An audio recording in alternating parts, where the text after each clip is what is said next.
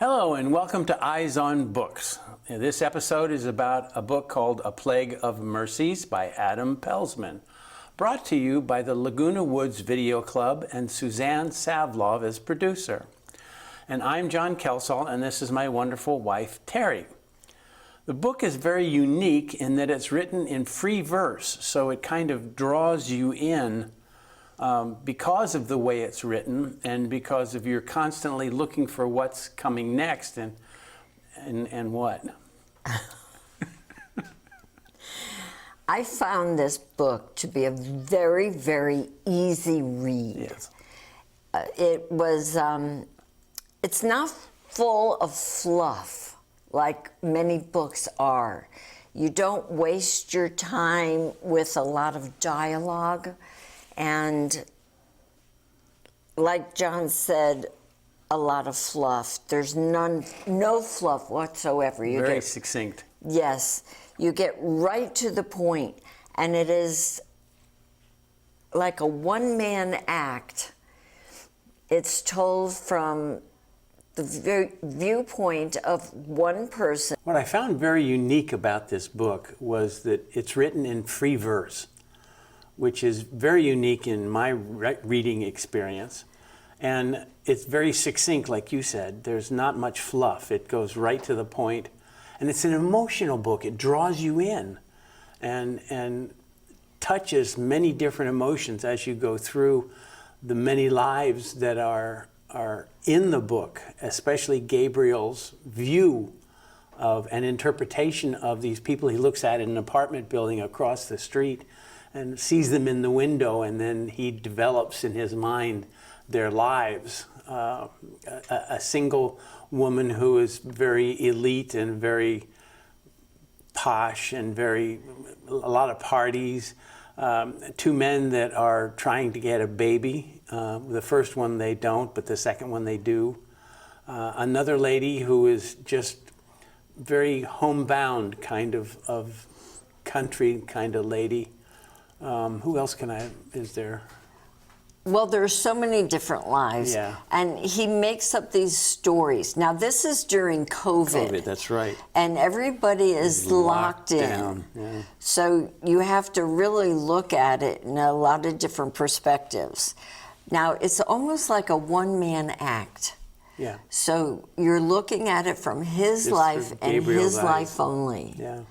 And I just thought of it as a one-man act, and he's sitting on this single stage, and there's only one light shining on him. One camera. And I found it absolutely fascinating. I've never read a book that has very short sentences, that has no fluff in it whatsoever. Yeah. But yet... Draws you in. It draws you in. And I cried in this book. I didn't laugh. But yet I couldn't put it down. And I read this book in one sitting. Yes, you read that in one day. And with a box of tissues. I found it so emotional.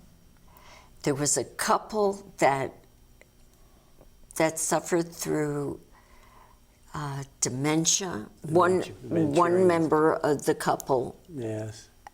had dementia. Yeah, the guy.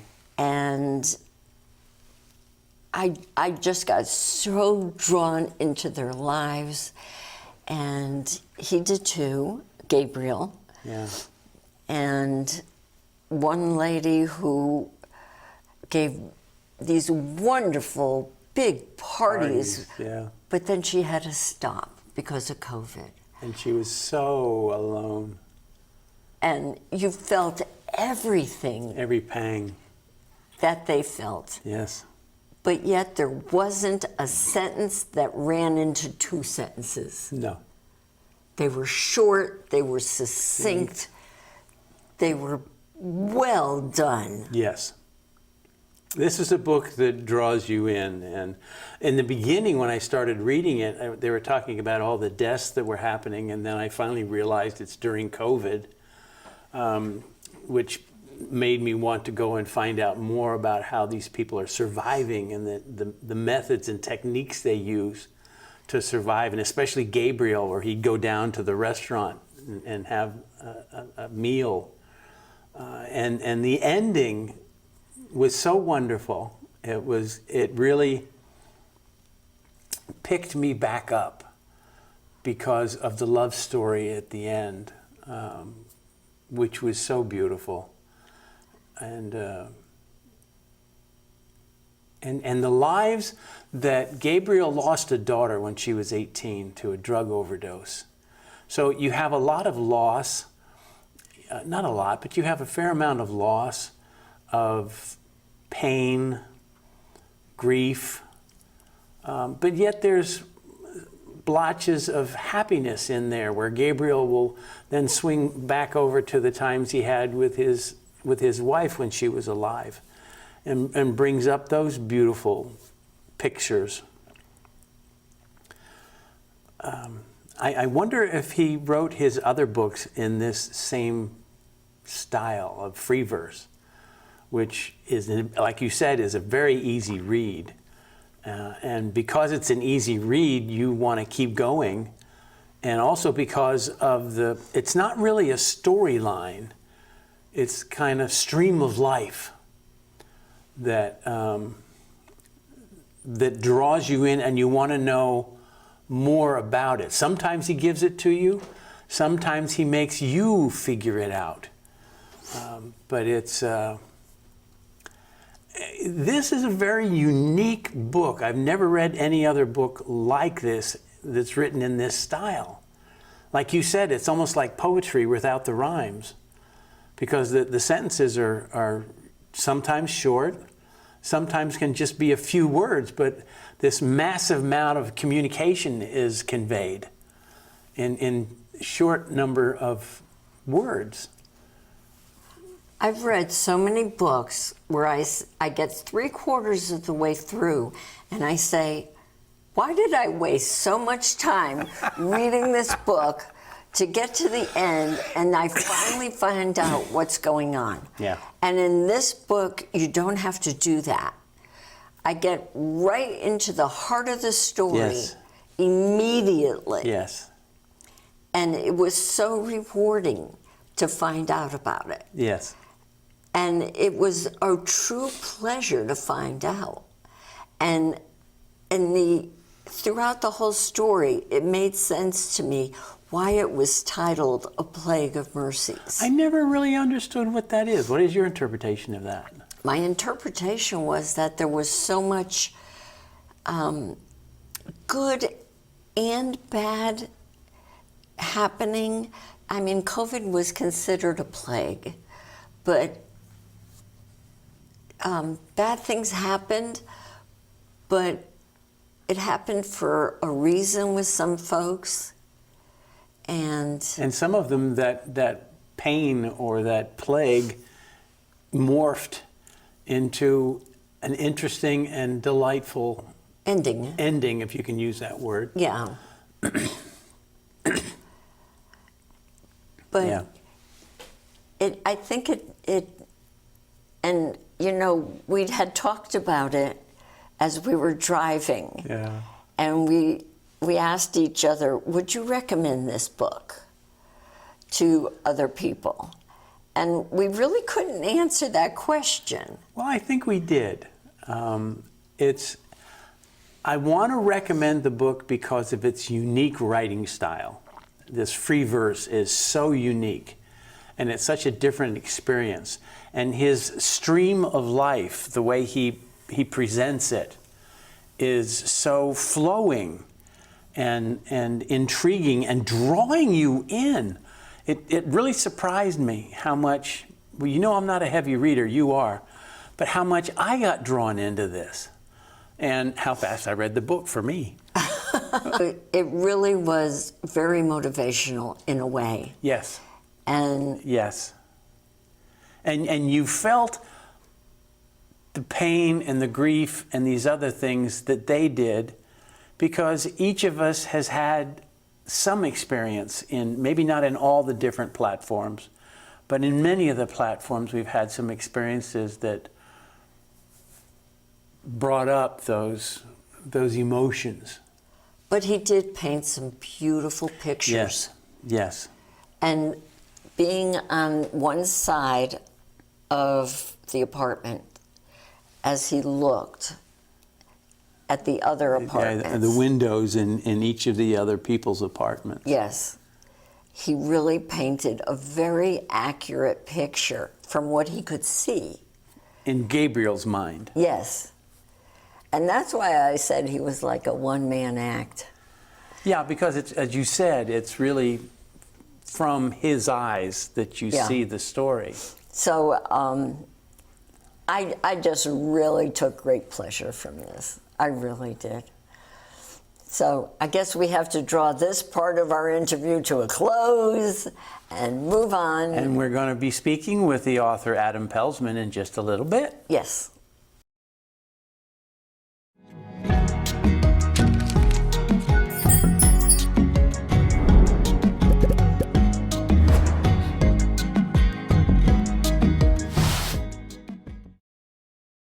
Welcome, Adam. Glad to have you with us today, all the way across the country in bright, shiny, rainy New York.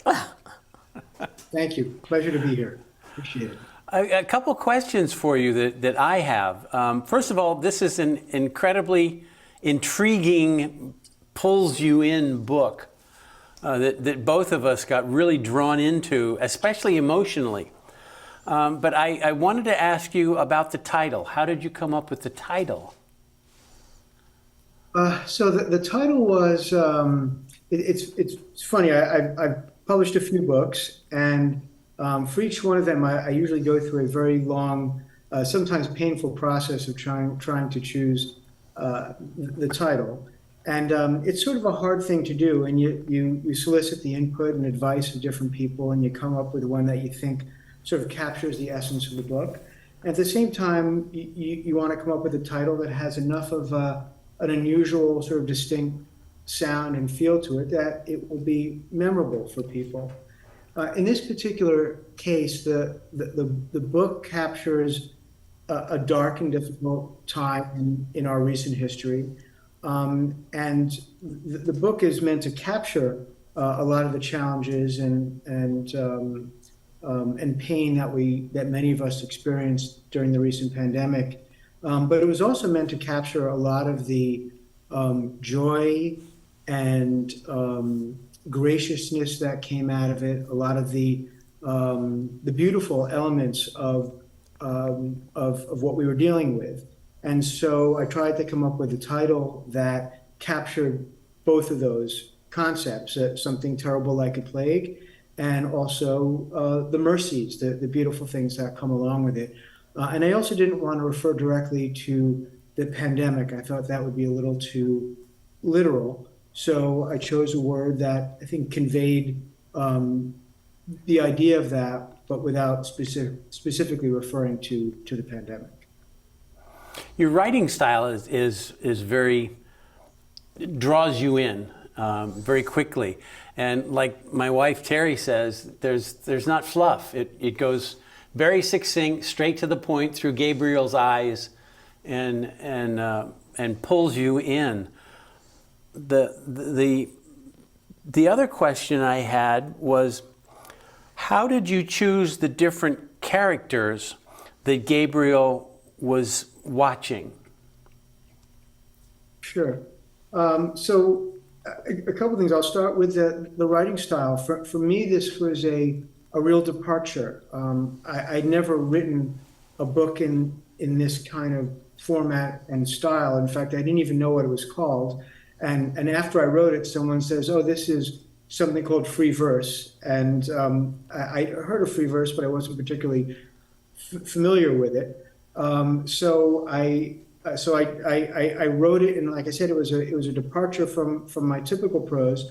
In fact, I wrote a book a few years ago, which was the exact opposite of this book. That book was called The Papaya King, and it was the language for reasons being very specific to that story, was very florid and ornamental and very dense, the exact opposite of this. And the reason I chose this style, this format, this presentation was because I found that during the pandemic, I was losing my focus. I was losing my mental stamina. I would take out a densely written nonfiction book, and I would read a half a page a day, or I would read a couple of pages a day, and then I'd pick it up a few days later, and I couldn't remember what I read. And that seems to be a phenomenon that was impacting many people during the pandemic. We just lost our focus and our mental stamina, especially for things that required sustained focus. And so this style was meant to sort of mirror that change in our thinking and how our brains work. So I wrote a lot of very short sentences, fragments of sentences. There's a lot of white space on the page. And it was meant to give people a reading experience that wasn't heavy, that was free and flowing. And I didn't really appreciate what it was until I read it, and I spoke to a few people, and they conveyed a similar kind of sentiment, which is it takes some time to get used to it. People said it took them a few pages sometimes to really get comfortable with it. But once they did, it was a kind of cadence and presentation that propelled them forward. So that's a bit about the writing style. In terms of the people, they really just came from my imagination. I live on the Upper West Side of Manhattan, and I've lived in Manhattan for most of the last 40 or so years. And you just look out your window and you see the world. And so I can't say that any one character was inspired by anything I directly experienced. They were just all sort of figments of my imagination. What I did want to do was capture people at different stages of their lives, different points in their life cycle. Some younger people who are starting out trying to have a family, some elderly people who are dealing with end-of-life issues, people who are married, people who are single. So I tried to get a cross-section of different kinds of human experiences so I could explore how the pandemic, in this case the plague, impacted people at different points in their lives. You did a good job of that. And I do have to tell you, you captivated me with the writing style. Yeah. I read the book in one day, from cover to cover, with a box of tissues.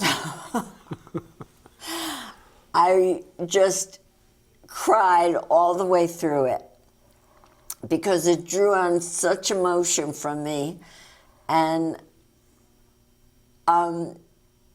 it was sad for me, but I enjoyed it so much, and I enjoyed the ending too. The ending was sweet, and we both we were coming back. We were visiting our grandkids yesterday, and we were talking in the car. And we both sort of independently said, I can't believe how we were both drawn in to the book so strongly. And it was kind of, a light bulb went off when we realized that we were drawn in as much as we were. It was such an easy read. Yes. Thank you. And I really appreciated how easy it was, because I have read so many books. And I can't believe how much time I wasted reading 3/4 of a book, and I didn't even get to what the book was really about until like the last quarter of a book. And then you find out, oh, yay, that's what it was about. But this book really was right there from the very beginning. The very beginning. Thank you. Yeah, no, for me it was a really important experience for me to write this book. Like I said, it was a huge departure style-wise from anything I'd written before. And there was a tremendous sense of freedom and liberation that I had in writing in this style.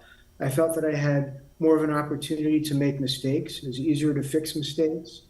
I felt like I could breathe in a way, writing in this style. And I wanted there to be a pace to it. I wanted it to move quickly. And I'm so touched and grateful that you had that experience with the book, because that was what I was trying to accomplish. And most of the time when you're right, you only, very often you don't accomplish what you hope to do, but that was a goal, and I'm just really thrilled. So thank you for that. Did you start writing in that style from the very beginning, or did you start writing and then evolve to that style? I just started. So the way this one worked was I started writing this in the summer of 2020. So just a couple of months into the pandemic. And like so many people, it was the middle of lockdown, and you couldn't really, you're pretty much confined to your home, and you were separated from the people that you cared most about. So I started writing it in that style. And I the very first sentence was in this style. And I only wrote about 10 or 15 pages that summer, and I put it down. And I put it down because I realized I couldn't write the book yet, because the story of the pandemic hadn't yet been told. We didn't know where it was going. And so I put it down for a little over 2 years, about 2.5 years. Wow. And I picked it up again this past January. So that would have been January of 2023, just, what is it, 7 months ago. And with the benefit of a little bit of separation from what had happened, and the benefit of seeing how it had unfolded and seeing how we'd all come out of it, I started writing again. And sometimes it's very difficult to write. I can sit down and try to reduce something to paper, and it just doesn't come out. And other times the words just flow out freely, and I don't know what that it is, but sometimes it just happens. Things click into place, and your unconscious gets accessed, and things happen. And I ended up writing a book in probably, 3 or 4 weeks back in January. January of 2023? Yes. Wow. So I wrote it just in a few weeks. And then I very quickly tried to get the cover made and get it proofread and presented. And so that was a story of it. And it came out last month in second week in June. Oh my goodness. Wow. Well, we feel honored to be able to have been some of the early readers. You're absolutely trailblazers. So,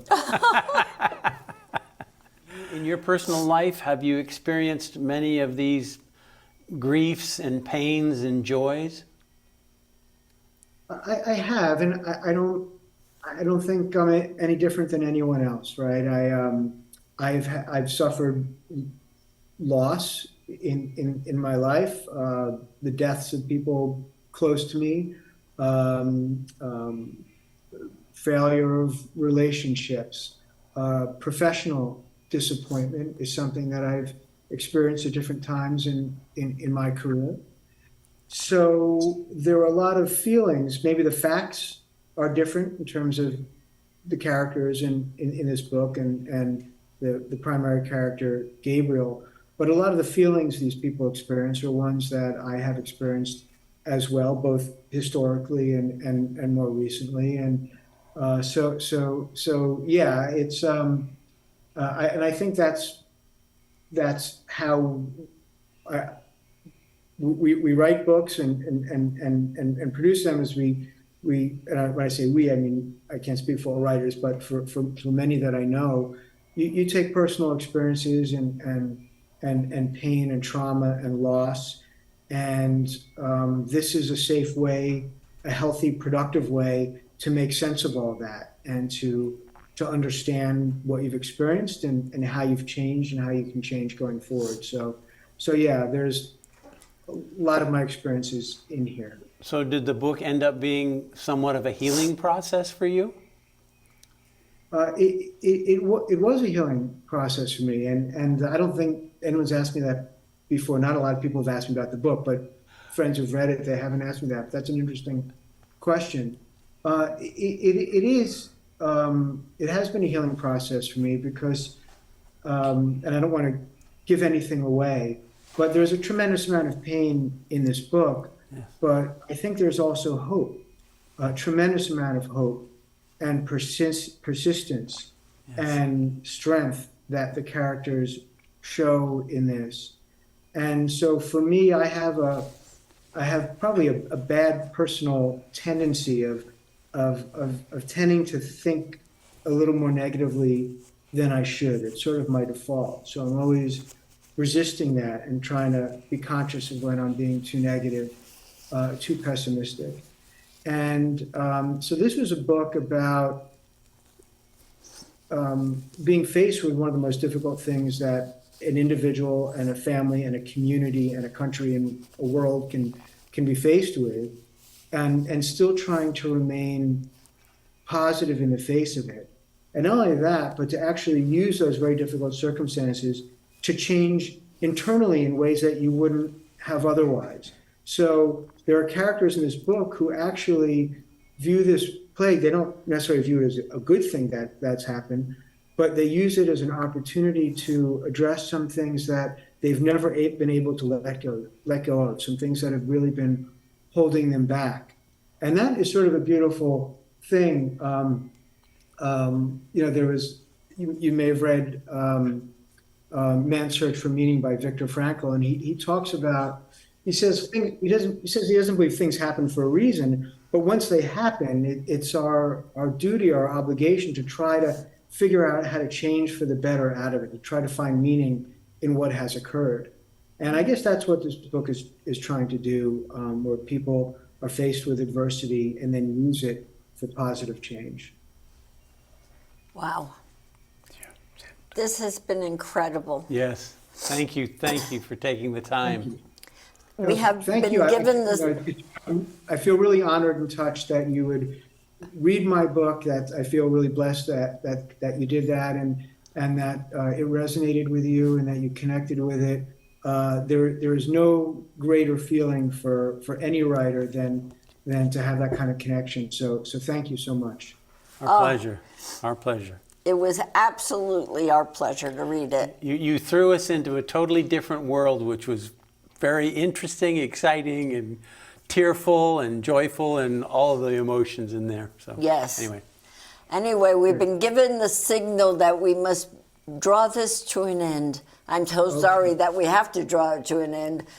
It's been a pleasure. And thank you so much for your company. And it has been a pleasure. thank you for explaining a lot of Thank it. you both so much. I really appreciate it. Thank you. John and I would like to thank you so much for joining us for this episode of Eyes on Books.